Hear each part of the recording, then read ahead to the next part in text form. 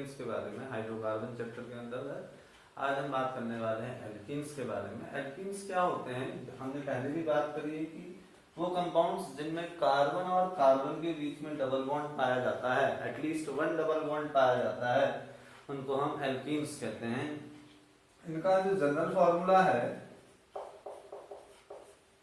इनका general formula CnH2n होता है। इनके स्ट्रक्चर के बारे में बात करें, इसका फर्स्ट मेंबर अगर हम देखते हैं तो इसका जो फर्स्ट मेंबर है वो है हमारे पास C2H4। इसका जो फर्स्ट मेंबर है वो क्या है, C2H4 है। अब इतना तो हमको पता चल गया ये एल्कीन्स हैं। इसी तरीके से अगर सेकंड मेंबर के बारे में बात करें तो हमारे पास क्या हो जाएगा, C2, C3H6, इसी तरीके से C4H8, ऐसे ही क्या हो जाएगा हमारे पास C5H10। अगर हम स्ट्रक्चर देखें तो 1 कार्बन 2 कार्बन डबल बॉन्ड, एक हाइड्रोजन इधर एक हाइड्रोजन इधर, इस तरीके से एक हाइड्रोजन इधर एक हाइड्रोजन इधर। Same thing 3 carbons are here, 1 double bond will exist here. क्योंकि ये जो फॉर्मूला दिया गया है ये ओनली फॉर 1 डबल बॉन्ड दिया गया है, याद रखेंगे। जब आप इस फॉर्मूले का यूज करते हुए एल्कीन लिखेंगे तो उसमें सिर्फ क्या होगा, 1 डबल बॉन्ड होगा, कहता है 1 डबल बॉन्ड। सो यहाँ पर क्या आएगा, C single bond C double bond C, valency satisfy कराने के लिए एक वैलेंसी सेटिस्फाई होगी, 3 हाइड्रोजन कम है तो हमने 3H लिखे। यहाँ पे एक हाइड्रोजन कम है, यहाँ पर हमारे पास 2 हाइड्रोजन कम है, तो इस तरीके से। थर्ड, अगर हम इसके नेक्स्ट मेंबर के बारे में बात करें तो 1 2 3 4, 1 double bond will be there and rest will be single bond. यहाँ पे CH3, here it will be CH, here it is CH, here it is CH3. Same thing here, 5 carbons will lie here, 1 2 3 4 5. There will be a double bond. Anywhere you can substitute a double bond because where we are not discussing about the exact compound, it may be the isomer. So यहाँ पे हमारे पास क्या आएगा, CH3 CH3 CH2 CH, single bond हमारे पास क्या आ चुका है, CH बन करके आ चुका है। तो ये जो कंपाउंड्स हैं ये क्या है, एल्कीन्स हैं। अब हम बात करें इसके स्ट्रक्चर को, अगर देखें तो हमारे पास जो ये कार्बन डबल बॉन्ड होते हैं, कार्बन कार्बन के बीच में डबल बॉन्ड जो होते हैं, इसमें से एक बॉन्ड सिग्मा बॉन्ड होता है और एक बॉन्ड कैसा होता है, पाई बॉन्ड होता है। इस बात को आप लोगों ने याद रखना है। तो आप लोगों से कभी कभार पूछ सकता है कि किसी कंपाउंड में कितने सिग्मा और कितने पाई बॉन्ड है। तो अगर आप इसमें देखें तो इस कार्बन पे आप लोगों को याद रखना है, अगर सिर्फ सिंगल बॉन्ड है, अगर सिर्फ क्या होता है, सिंगल बॉन्ड होता है, तो वहां पर क्या होगा, सिर्फ सिग्मा बॉन्ड होंगे। और अगर डबल बॉन्ड है तो डबल बॉन्ड के केस में वहां पर क्या हो जाएगा, 1 सिग्मा एंड 1 पाई बॉन्ड हो जाएगा। उस केस में यहाँ पर क्या हो जाएगा हमारे पास, 1 सिग्मा एंड 1 पाई बॉन्ड। तो अगर हम इसको देखें तो यहाँ पर अगर आप इस कार्बन के बारे में बात करते हैं, कार्बन 1 और कार्बन 2 देखते हैं, तो इस कार्बन में देखो कितने सिग्मा बॉन्ड होंगे, एक सिंगल बॉन्ड, ये एक सिंगल बॉन्ड, ये एक डबल बॉन्ड के कारण। तो कितना आ गए, इस कार्बन में 3 सिग्मा एंड 1 पाई है।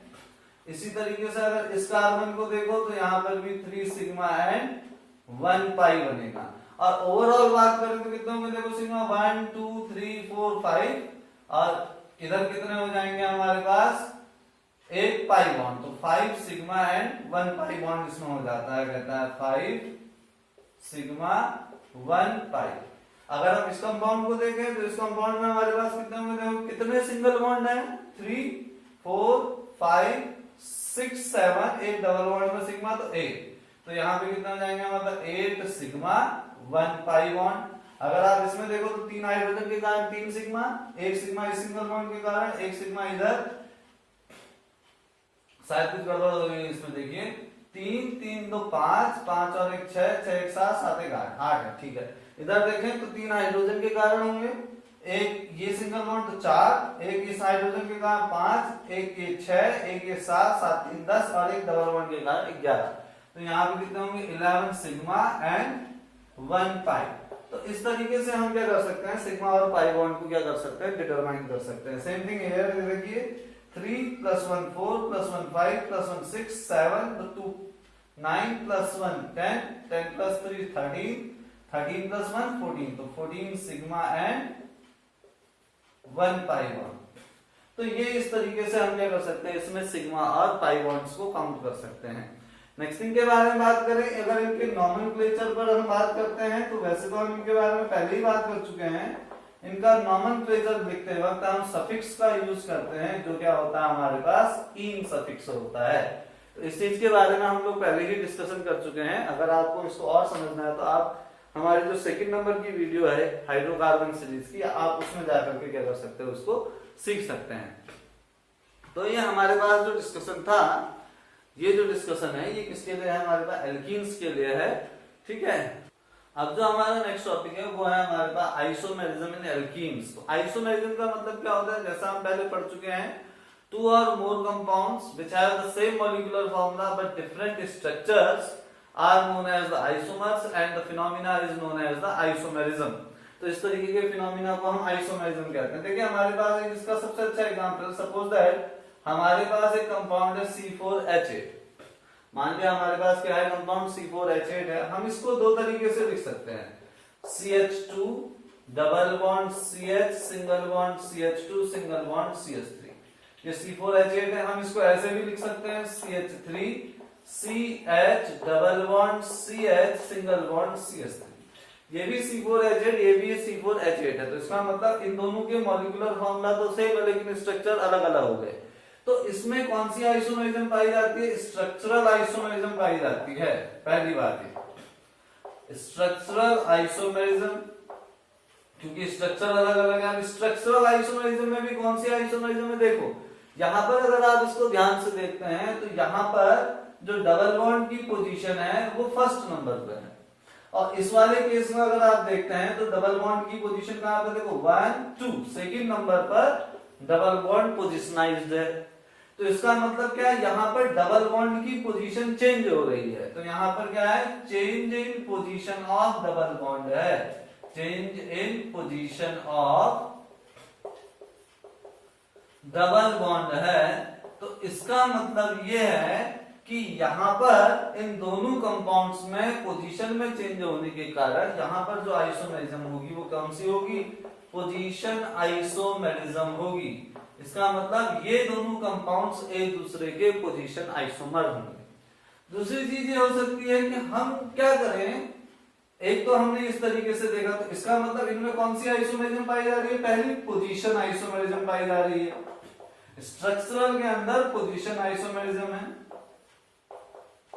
और अगर हम दूसरी आइसोमेरिज्म देखें, जैसे हमारे पास क्या है CH3, या हमने यहाँ पे लिखा CH2 double bond C single bond CH3, यहाँ पे लिख दिया मैंने CH3 sorry not CH2 CH3, और मैंने दूसरा लिखा यहाँ पर इसी तरीके से CH2 double bond C single bond single bond नहीं CH single bond CH2 single bond CH3। अब अगर आप इन दोनों कंपाउंड्स को देखो तो डबल बॉन्ड की पोजीशन दोनों में सेम है, 1 2 3 4। यहाँ पे देखो फर्स्ट कार्बन पे डबल बॉन्ड है, इधर भी फर्स्ट कार्बन पे डबल बॉन्ड है। बट क्या हो गया, ये ब्रांच है, ये वाला जो कंपाउंड है अगर आप देखते हैं तो ये कैसा है, ब्रांच कंपाउंड है। और अगर आप इस कंपाउंड को ध्यान से देखें तो ये वाला कंपाउंड कैसा है, ये स्ट्रेट चेन है। तो इसका मतलब कार्बन की चेन में चेंज आया है। ये कैसा कंपाउंड है हमारे पास, स्ट्रेट चेन कंपाउंड है कहता है। तो यहाँ पर कार्बन की चेन में चेंज आया है। तो इसका मतलब ये दोनों कंपाउंड्स एक दूसरे के कैसा आइसोमेरिज्म है, चेन आइसोमेरिज्म है। तो यहाँ पर चेन आइसोमेरिज्म भी पाई जाती है। तो इसका मतलब ये हो गया कि इनमें किनमें, एल्कीन्स में स्ट्रक्चरल आइसोमेरिज्म होती है। और वो स्ट्रक्चरल आइसोमेरिज्म कितने तरीके की हो सकती है, वो दो तरीके की हो सकती है। या तो डबल बॉन्ड की पोजीशन क्या हो जाए, बदल जाए। तो डबल बॉन्ड की जब पोजीशन बदल जाएगी तो वहां पर कौन सी आइसोमेरिज्म होगी, पोजीशन आइसोमेरिज्म होगी। और अगर क्या हो जाए, डबल बॉन्ड की पोजीशन फिक्स रह रही है लेकिन कार्बन की चेन दोनों केसेस में क्या हो जा रही है, अलग अलग हो जा रही है, तो उस केस में वहां पर कौन सी आइसोमेरिज्म पाई जाएगी, वहां पर चेन आइसोमेरिज्म पाई जाती है। तो इसका मतलब हमको ये पता चल चुका है कि जो एल्कीन्स होती हैं उनमें दो तरीके की क्या होती है, स्ट्रक्चरल आइसोमेरिज्म होती है।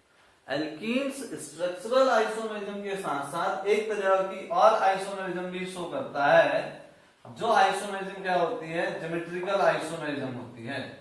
जो आइसोमेरिज्म कौन सी आइसोमेरिज्म कहलाती है, ज्योमेट्रिकल आइसोमेरिज्म के नाम से जानी जाती है। अब ये ज्योमेट्रिकल आइसोमेरिज्म क्या है? ज्योमेट्रिकल आइसोमेरिज्म का मतलब यह है कि उस कंडीशन पर कार्बन की पोजीशन वही रहेगी, डबल बॉन्ड भी अपनी पोजीशन पर ही बने रहेगा, चेन में भी कोई चेंज नहीं आएगी, लेकिन कार्बन के साथ जुड़े हुए जो एटम्स होंगे उनकी पोजीशंस बदल जाती है। जैसे अगर मैं यहां पर एक बात करता हूं, C2H2Cl2 मैंने एक कंपाउंड लिखा, मैंने यहां पर एक कंपाउंड लिखा C2H2Cl2, या आगे हम प्योर एल्कीन के बारे में बात करते हैं तो थोड़ा सा इसको हम क्या कर देते हैं, चेंज कर देते हैं। मैंने यहां पर लिख दिया एक compound CH3CH double bond CH, इस टाइप से ये कंपाउंड लिखा। अब इस कंपाउंड को हम क्या कर सकते हैं, थोड़ा सा चेंज है, यहाँ पे H, यहाँ पर इस तरीके से रुक गया, CH3CH सिंगल बॉन्ड CH3, ये ठीक है। 2 ब्यूटीन है यार, या ब्यूटुइन जिसको हम कहते हैं। अब इस ब्यूटुइन को अगर हम देखें तो हम इसको दो तरीके से क्या कर सकते हैं, रिप्रेजेंट कर सकते हैं। कैसे, ध्यान से समझिएगा। एक तरीका तो यह है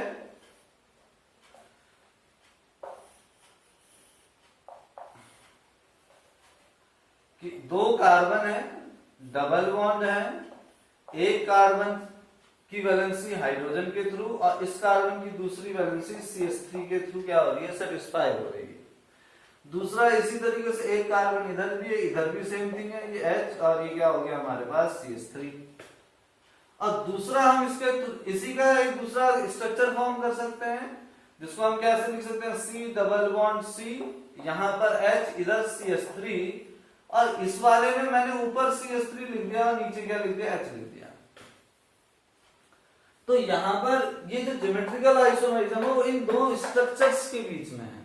इन दो स्ट्रक्चर्स के बीच में किस तरीके से है, देखिए, अगर सेम टाइप के एटम डबल बॉन्ड के एक और होते हैं, जैसे इस वाले केस में H और H दोनों एक और हैं, और ऐसे CH3 और CH3 दोनों क्या है, एक और हैं, तो उस कंडीशन पे इस तरह के जो कंपाउंड्स होते हैं इनको हम क्या कहते हैं, सिस आइसोमर कहते हैं।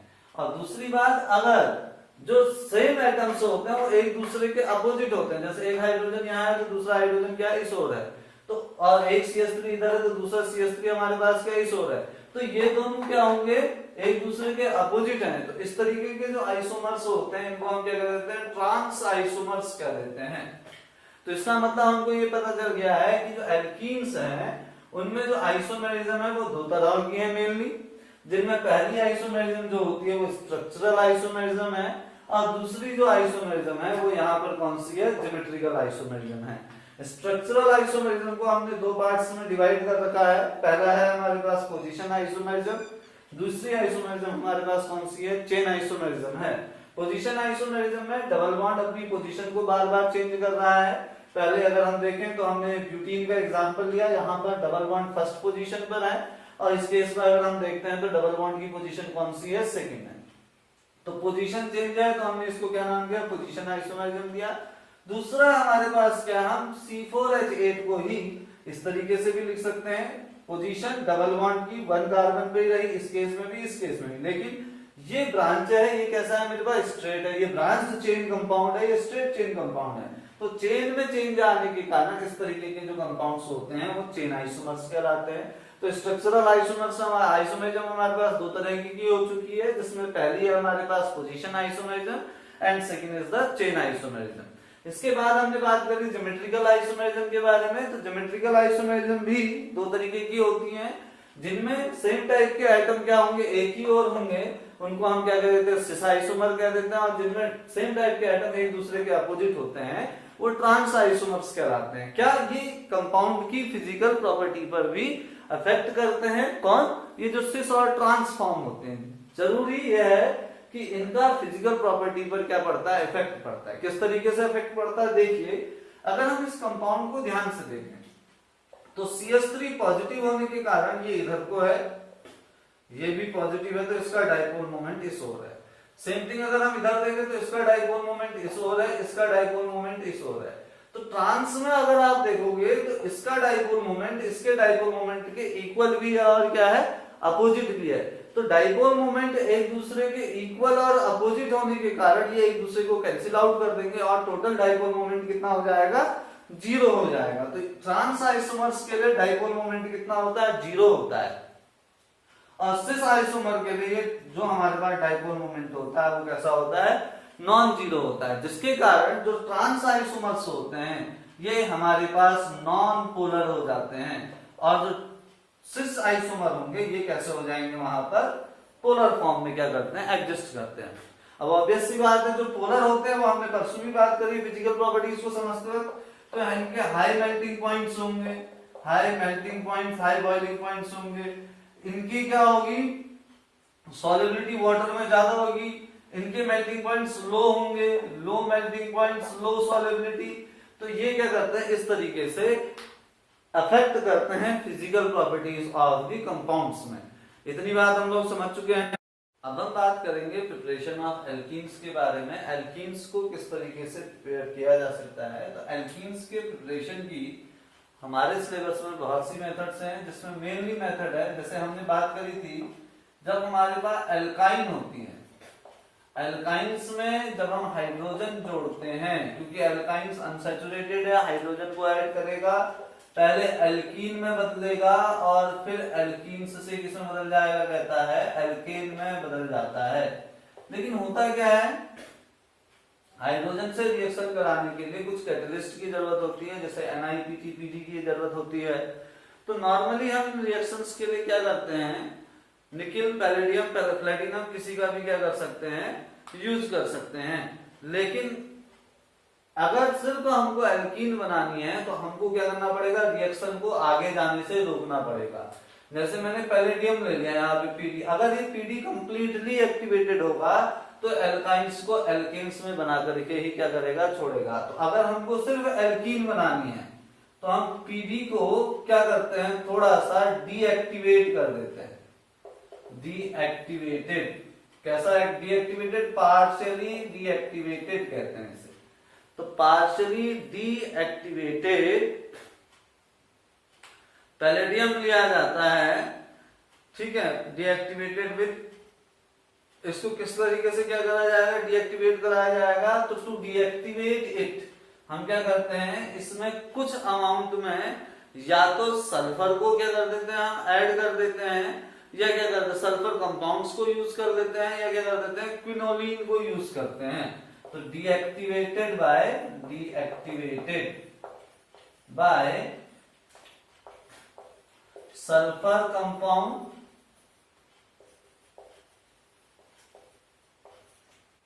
और क्विनोलिन कहता है, क्विनोलिन कहते हैं इसे, ठीक है। तो इन दोनों में से हम किसी एक कंपाउंड का यूज करेंगे। और पार्शियली डीएक्टिवेटेड पैलेडियम, ठीक है, इसको हम क्या कहते हैं, लिंडलार रिएजेंट के नाम से भी क्या करते हैं, जानते हैं। तो ये जो हमारे पास है इसको हम क्या कहते हैं, लिंडलार रिएजेंट। और इसके थ्रू जो हमको एल्कीन मिलती है वो एल्कीन कैसी होती है, वो सिस फॉर्म में पाई जाती है। वो एल्कीन कैसी होगी, सिस फॉर्म में पाई जाती है। जैसे एक एग्जांपल हमने यहाँ पे लिखा CH4CR, एल्काइन है, इसकी हाइड्रोजन के साथ रिएक्शन कराई, पार्शियली डीएक्टिवेटेड पैलेडियम चारकोल के साथ ऐड करके, तो ये हमारे पास क्या था, ये यहां से हाइड्रोजन ऐड करेगा और RCH डबल बॉन्ड में बदल जाएगा, ट्रिपल बॉन्ड, और यहाँ पर एक R और यहाँ पर क्या आ जाएगा H। तो अगर आप देखोगे तो ये कैसा बना होगा, सिस, ये इसका सिस आइसोमर बनता है। अगर हम इसी से ट्रांस आइसोमर बनाना चाहें तो ट्रांस आइसोमर बनाने के लिए हमको ये कैटलिस्ट क्या करना पड़ जाएगा, चेंज करना पड़ जाएगा। तो ट्रांस आइसोमर बनाने के लिए हम क्या करते हैं, सोडियम को लिक्विड अमोनिया में मिला करके कैटलिस्ट का यूज करते हैं। जैसे हमने R C triple bond C R लिया, कराएंगे रिएक्शन हाइड्रोजन के साथ ही, बस किसकी प्रेजेंस में होगी, Na इन लिक्विड अमोनिया कहता है। Na को हम क्या कराएंगे, लिक्विड अमोनिया में घोल करके उसकी प्रेजेंस में रखते हैं, तो उस कंडीशन पर ये किसमें कन्वर्ट हो जाता है, कहता है ट्रांस आइसोमर में। कहने का मतलब है यहाँ पर C ये R ये H, डबल बॉन्ड यहाँ पर C, इधर H हो जाएगा और इधर क्या आ जाएगा, R आ जाएगा। तो ये क्या बना देता है, ट्रांस आइसोमर बनाता है। तो ये हमारे पास पहली मेथड थी एल्कीन के प्रिपरेशन के लिए। अब सेकंड मेथड के बारे में बात करते हैं। तो from alkyl halide, from alkyl halide, पहले बात करते हैं कि एल्किल हैलाइड क्या है। देखिए एल्किल हो गया R, हैलाइड हो गया X, तो ये बन गया हमारे पास एल्किल हैलाइड। R क्या होते थे, हमने बताया था कि जो R होते थे वो होते हैं हमारे पास CnH2n+1। तो अगर हम जब इसमें R में n=1 रखेंगे तो CH3, देन हमारे पास क्या होगा, R=CH3। n= अगर मैं यहाँ पे 2 ले लूं तो मेरे पास आ जाएगा R=C2H5। तो ये हमारे पास क्या एल्कीन एल्काइल ग्रुप्स हैं कहता है, ठीक है। अब हमने इन एल्काइल ग्रुप से या एल्काइल हैलाइड से, हैलाइड का X की जगह पर क्या आएगा हमारे पास, फ्लोरीन, क्लोरीन, ब्रोमीन, आयोडीन, कोई भी हम इनमें से क्या कर सकते हैं, यूज कर सकते हैं। तो एल्किल हैलाइड से हम किस तरीके से प्रिपेयर करते हैं, तो देखिए अगर हम एल्किल हैलाइड देखते हैं तो यहाँ पर जो हम एल्किल हैलाइड लेंगे वो कम से कम 2 कार्बन वाला लेंगे, क्योंकि जो एल्कीन्स होती हैं वो C2H4 से शुरू होती है, मतलब उसमें भी 2 कार्बन की नेसेसिटी है। तो 1 कार्बन वाला एल्किल हैलाइड CH3 वाला जो होता है वो एल्कीन बनाने के लिए सफिशिएंट नहीं होता। तो अगर हमको क्या करनी है, एल्किल हैलाइड से एल्कीन बनानी है, तो हम 2 कार्बन वाला एल्किल हैलाइड यूज करेंगे। तो मैंने लिया C2H5। अब C2H5 को हम क्या लिख सकते हैं, CH3CH2, यहां पे लिख दिया मैंने Cl। ऑब्वियस सी बात है, मेरे को यहां से क्या करना है, CH2 डबल बॉन्ड CH2 बनाना है। तो अगर आप इसको ध्यान से देखें तो इसमें से एक तो हाइड्रोजन एलिमिनेट हुआ और एक क्या एलिमिनेट हुआ यहां से, क्लोरीन। तो केमिस्ट्री में या साइंस की लैंग्वेज में एलिमिनेशन को या हटाने को डी कहते हैं। और क्या हटाया हमने, हाइड्रोजन, तो डी हाइड्रो, और क्या हटाया हैलोजन, तो डी हाइड्रो हैलोजनेशन। तो हम इस रिएक्शन को क्या कह देंगे, डी हाइड्रो हैलोजनेशन रिएक्शन के नाम से जानते हैं, ठीक है। तो यहाँ पर डिहाइड्रो हैलोजनेशन है। अब डिहाइड्रो हैलोजनेशन ऐसे तो हो ही नहीं जाएगा, तो इसमें डिहाइड्रो हैलोजनेशन कराने के लिए हम एक कंपाउंड लेते हैं जो क्या कहलाता है, KOH कहलाता है। कैसा KOH होगा, ये एल्कोहलिक KOH होगा। मतलब हमने पोटेशियम हाइड्रोक्साइड को एल्कोहल्स में डिसॉल्व करना है। उस टाइम पे जब हम एल्कोहलिक KOH के साथ इस एथाइल क्लोराइड की रिएक्शन कराएंगे तो ये K और ये Cl आपस में मिलकर के KCl बना देंगे। यहाँ से K और यहाँ से एक Cl, KCl, और यहाँ से एक H और यहाँ से OH आपस में मिलकर के क्या बना देते हैं, H2O प्रिपेयर कर देते हैं। और इस तरीके से हमारे पास क्या मिल जाती है, एल्कीन मिल जाती है, ठीक है। तो ये हमारे पास क्या थी, प्रिपरेशन ऑफ एल्कीन थी फ्रॉम दी एल्काइल हैलाइड्स। दूसरी बात है कि इनमें सबसे तेजी से रिएक्शन कौन करता है, रेट ऑफ रिएक्शन भी हम लोगों को याद होना चाहिए।